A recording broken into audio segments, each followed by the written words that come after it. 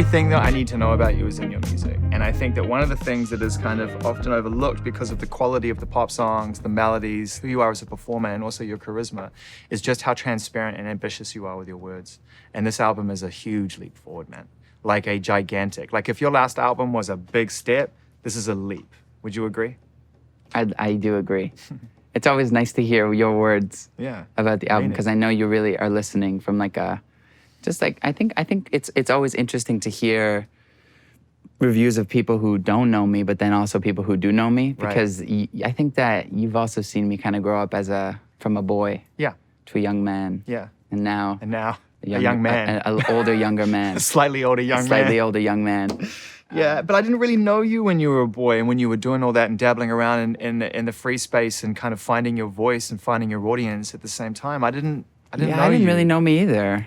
You know, I think that I still am trying to know me. And that's like the beauty of, sometimes I think like, am I gonna look back at the music and how am I gonna feel about it in 20 years, right? Yeah. And then I'm thinking, oh, this is great. This is like an audio scrapbook that I have. It's gonna really show the things that I thought about and the things that were on my mind and kind of how fearless I was at that time and how scared I was at the time. You can only look at it as a timestamp. Yeah. Otherwise, you will never put anything out. And not just you, any artist. If they sit there and worry about how it's going to feel at the end, why would you do it in the time? Yes. And in the moment? Yeah. Right. And isn't this just about capturing moments? Isn't that what this is all about? Memories? Completely. You know, I got off tour and I came to LA and I think I had like 2 or 3 weeks in a studio. Malibu, yeah. Where you were last time. Close. I think I was like going up there being like, okay, coming off the back of Senorita and If I Can't Have You and you know, a really crazy tour. And I got up there and I was like riddled in anxiety and stress and fear and like I couldn't sing, I couldn't think. I was like, what do I want to say? I thought I had all these great things to say. I thought I had this beautiful idea. And you'd also said to me when we were in Malibu the first time, I remember you were like, man, you know, I didn't want to leave. Like, I didn't want this process, this album to end. So I guess subconsciously, maybe you're thinking, let me go back to the place that I yearned for before this all became an international tour type scenario. Or whatever, the place that I was able to do what I did before. Yeah. How did that feel? That, I mean, having that sense of anxiety, look, it was a successful time for you.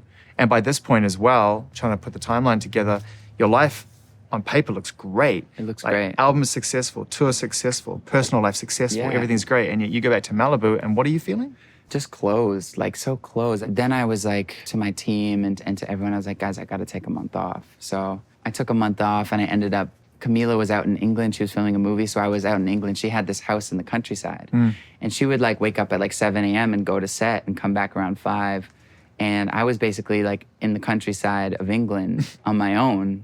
And it was like, at first I was like kind of losing my mind. And then a few days in, I started settling in, really just like going for these walks, like taking time to like just settle and reflect. And there was this amazing driver that I had at the time. He said, you should listen to this masterclass by this author named Elizabeth Gilbert, who wrote Eat, Pray, Love is one of her books. So I started listening to this masterclass. And first of all, Elizabeth Gilbert, after learning more about her, is just like this incredible, incredible woman. And I'm gonna botch this and get it all wrong. It doesn't matter. But it's up to us to investigate it. Yeah, at some point in the masterclass, she leads you on to go and listen to this TED Talk. So I'm listening and she goes, back in ancient Greece, if there was a painter or if there was like any type of creative person and they would produce beautiful art, the people of the town would say that there was a genius living in the walls of the painter. And you know, if it was amazing, they couldn't take all the credit because there was a genius living in the walls.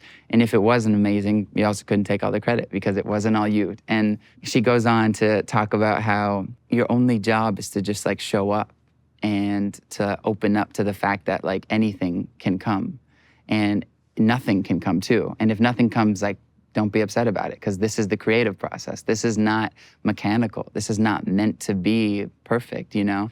And I think that for me, I was really trying to beat everything I've done. So I go through this whole kind of thing of trying to let myself go and be more free. And I show up to a studio in upstate New York. Now, this is where I wrote my second album. Yeah, you went back. Yeah, I went back. You went back. And I walked into the studio, I sat down, and I did a little meditation, and I said to myself, I'm here.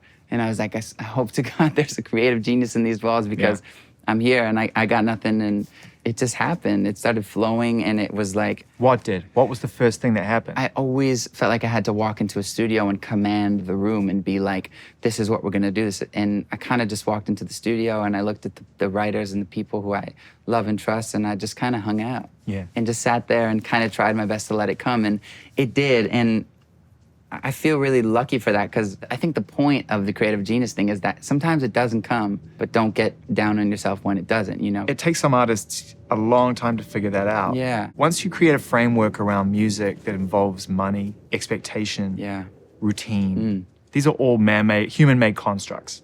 Yeah. Art is really not. Art is not. divine inspiration. Totally. So when you try to fit that into the constructs, you try to put what is inherently something that is somewhere between the conscious and the subconscious in a sweet space to be able to reveal something about yourself and what you're going through that you can't put into a normal conversation, which again is a construct. Right. Let it flow. Then you put it into this framework. It's like people get swept up in that expectation. You touch on it a bit later in the album. We'll get to it.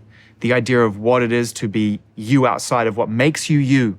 Which is that inspiration, that waiting for something. How much of this album, on a basic kind of balance, was subconscious, and how much of it felt conscious in terms of the writing? I'd love to say 70% was subconscious, but I don't know if that's completely true, because I was probably going from an 80% in my head, you know, place, and 20% letting it flow before this album. And yeah, I guess I had all these ideas of what I wanted to sound like and what I wanted it to be like. And it's like funny, because if you set yourself up for what you want it to be like and what you want it to sound like and to mean, the second someone plays a note that doesn't sound like that, you think you failed. It's thrown into chaos. It's thrown into chaos. So if you start off like, look, whatever, this is gonna be whatever it's gonna be. Let's discover it. And then it starts coming and it starts flowing. And also, like, this is like pushing into a bigger conversation, but I think for a long time that I was spending so much of my time just trying to get to the end of the process, which was like, how do I finish the album? How do I have the big song? That would suggest that you were searching for a result and the endorphin rush of getting a great result rather than the enjoyment of the process. Exactly. I think so. I think that also from a young age, I was like really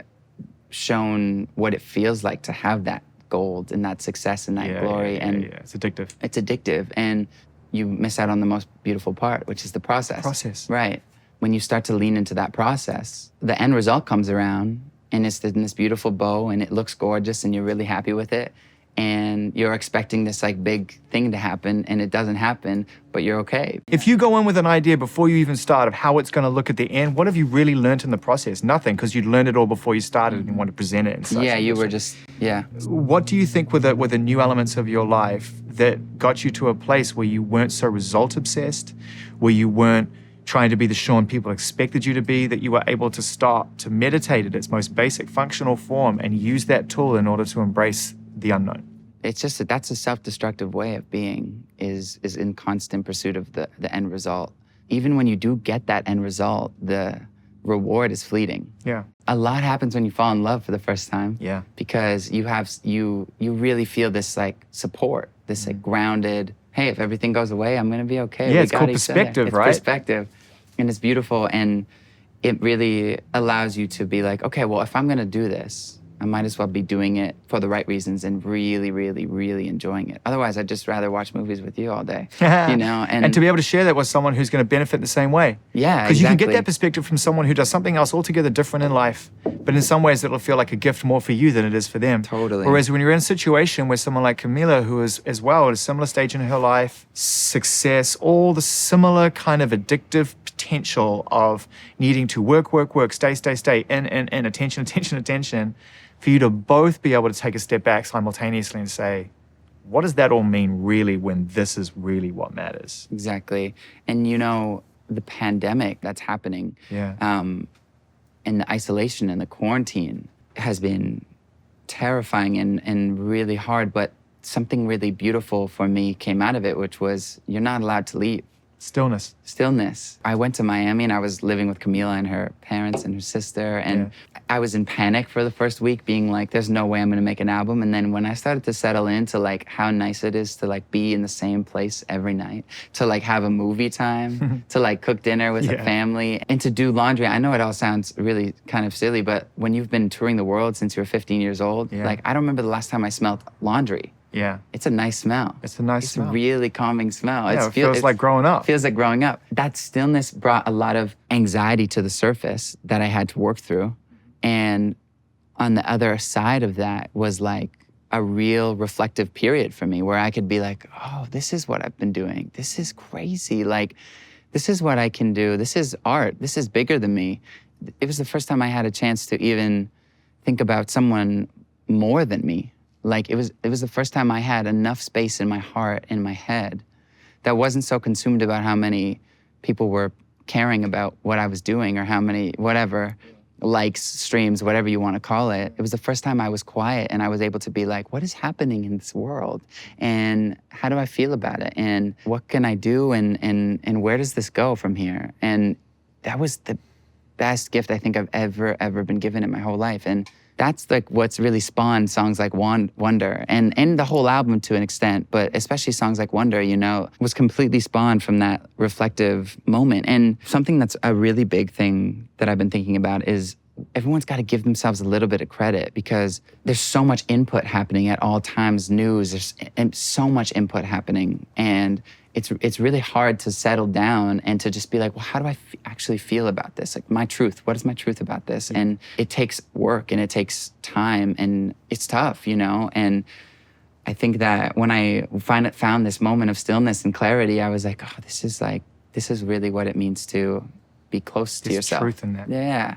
How was it the first time you meditated? Were you resisting? Were you just, your mind was like, no? Well, I've been meditating kind of off and on for like 4 years now, until 6-7 months ago when I started really meditating, which was then became a daily, twice a day thing, but then became a way of being, you know, and just this conscious way of seeing your life and also understanding your own kind of self-destructive tendencies. So I asked Alicia Keys a question the other day, and the answer was so interesting to me that I asked Bruce Springsteen the same question, and his answer was completely different, but so interesting to me. And so I'm going to ask you this question, and it may be something I retire after this, but at the moment I'm really enjoying it, and so I'm going to ask this, which is that in my experience of interviewing artists for many, many years, and so I love to speak the language, and one thing I've noticed is that the artistic ambition ultimately is driven from some kind of hole, some fracture, something that needs to be fulfilled, that can't be fulfilled by anything else but a desire to express oneself and to find meaning through art.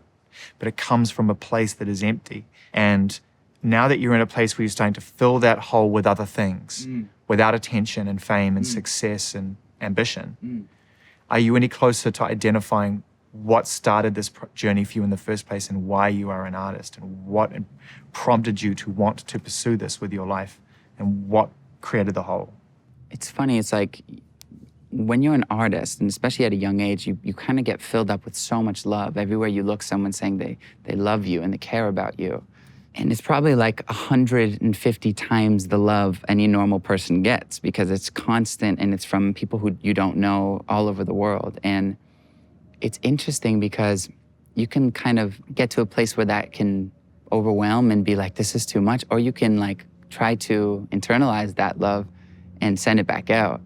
And I think that I love music down to the simple form of it just is, it's awesome and it makes me feel good and I've always loved it. But for me, at 22, it's definitely becoming about much more than music, you know? I think it's about becoming and just being a beacon of love and sending it back out because I've been given it for so many years, you know? But it's just rare for someone at 22 to already realize that that's not the answer. Most people don't get to that point until closer to middle age when they realize I need to make a transformation here lifestyle-wise because this is just too much noise for me to see clarity within.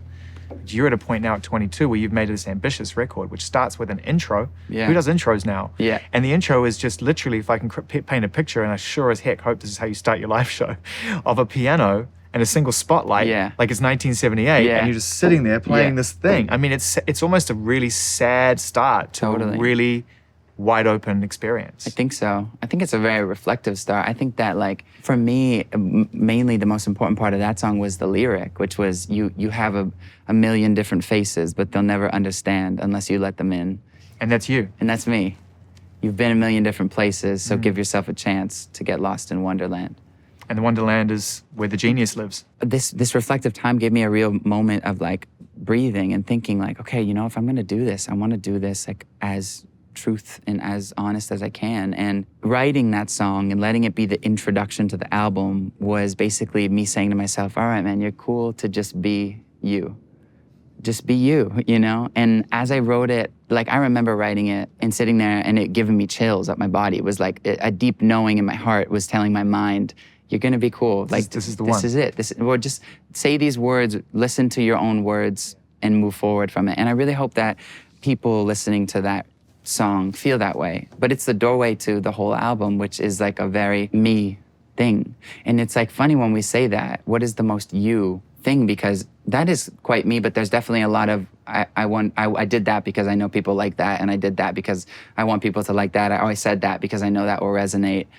And that's a lot of everyone else. Yeah, that's true. And this time around, I tried to remove the everyone else thing.